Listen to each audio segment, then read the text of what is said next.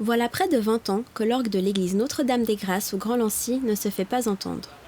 Michel Bevet nous raconte. Lors d'un gros concert que j'avais organisé dans cette église, il y avait tellement de monde qu'on a dû faire ouvrir la galerie où se situe l'orgue. Voilà, le concert se passe et puis le concert se termine et tout le monde descend de la galerie. 3 jours après, il y a de la fumée qui commence à sortir du clocher de l'église. La concierge est montée dardard pour voir ce qui se passait. L'orgue avait commencé à prendre feu, le moteur était complètement bouillant, il y avait de la fumée partout. On a appelé les pompiers et depuis, on a tout débranché. L'orgue est devenu muet définitivement.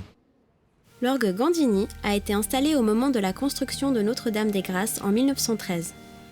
C'est un orgue italien avec beaucoup d'originalité. Il n'a pas énormément de jeux, mais c'est un orgue qui sonne très bien dans cette église.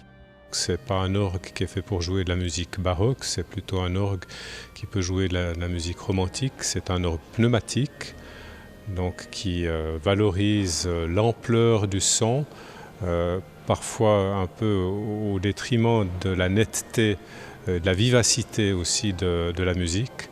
Mais c'est un témoignage important, il n'y en a pas d'autre à Genève de ce type.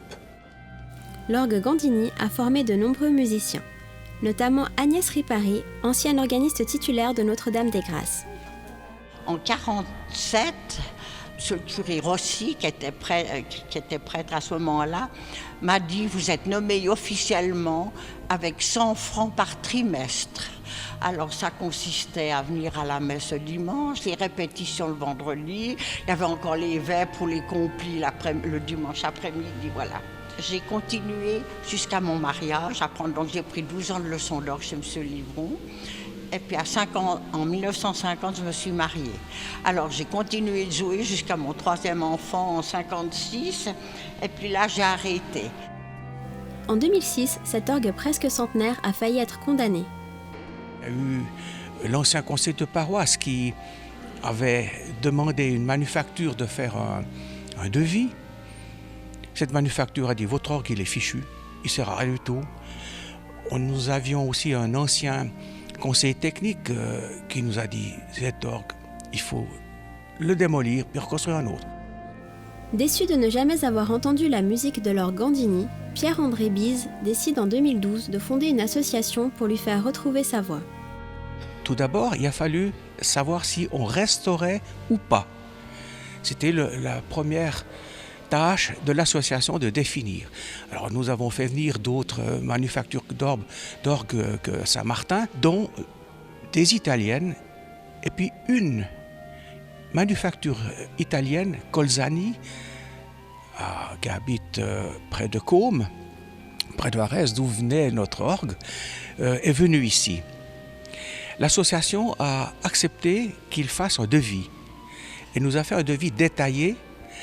Et le grand bonheur, c'est que quand cette entreprise est venue, cette manufacture, nous avons loué un moteur pour refaire tourner cet orgue dans l'état où il est. Et c'est là que le comité a décidé de restaurer cet orgue.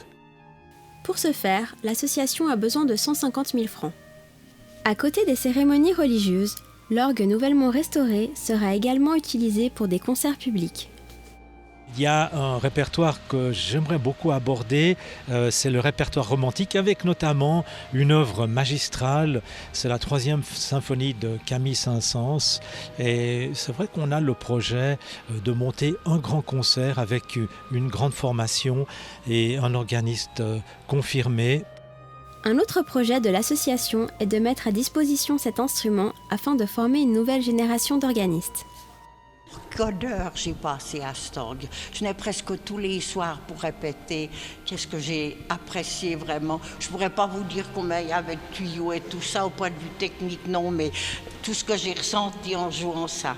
Et puis après, il y a eu Mozart, il y a eu Sarabande de Handel, l'Adagio d'Albinoni, l'Aria de Bach, le César Franck. Enfin bref, voilà. Et toutes les années ont passé après les deuils et les maladies aussi. Et voilà, je me réjouis si j'arrive à remonter à l'orgue de pouvoir jouer encore une ou deux fois.